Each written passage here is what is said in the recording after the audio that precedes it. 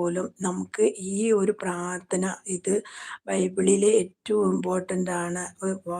ഏറ്റവും നമുക്ക് സുശക്തമായിട്ടുള്ള കർത്താവിൻ്റെ ഒരു സംരക്ഷണമാണ് ഇതിനകത്ത് പറയുന്നത്. സങ്കീർത്തനങ്ങൾ 91:1 അത്യുന്നതൻ്റെ സംരക്ഷണത്തിൽ വസിക്കുന്നവനും സർവശക്തൻ്റെ തണലിൽ കഴിയുന്നവനും കർത്താവിനോട് എൻ്റെ സങ്കേതവും എൻ്റെ കോട്ടയും ഞാൻ ആശ്രയിച്ചിരിക്കുന്ന എൻ്റെ ദൈവവും എന്ന് പറയും. അത്യുന്നതൻ്റെ സംരക്ഷണത്തിൽ വസിക്കുന്നവൻ എന്നവൻ സർവശക്തൻ്റെ തണലിൽ കഴിയുന്നവൻ.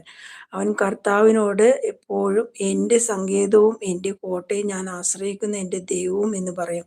അതായത് എപ്പോഴും ദൈവത്തിൽ ആശ്രയിക്കുന്ന ഒരുവന് തളരാതെ ദൈവത്തിൻ്റെ തണൽ എപ്പോഴും ഉണ്ടാകും എന്നാണ് അതിൻ്റെ. അവിടുന്ന് നിന്നെ വേടൻ്റെ കെണിയിൽ നിന്നും മാരകമായ മഹാമാരിയിൽ നിന്നും രക്ഷിക്കും.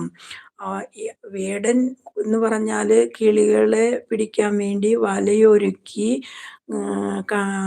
മരത്തിന്മേൽ കിളികളിരിക്കുന്നുണ്ടെങ്കിൽ അരികളിട്ട് അതിൻ്റെ മുകളിൽ വല വിരിച്ച് പാവം കിളികൾ ഒന്നറിയാതെ അരി കൊത്തിപ്പറക്കി തിന്നാൻ വരുമ്പോൾ അവർ അതിൽ കെണിയിൽ പെടുമെന്ന് അറിയാതെ വന്ന് വീഴുന്നു. എന്നാൽ മനുഷ്യനെ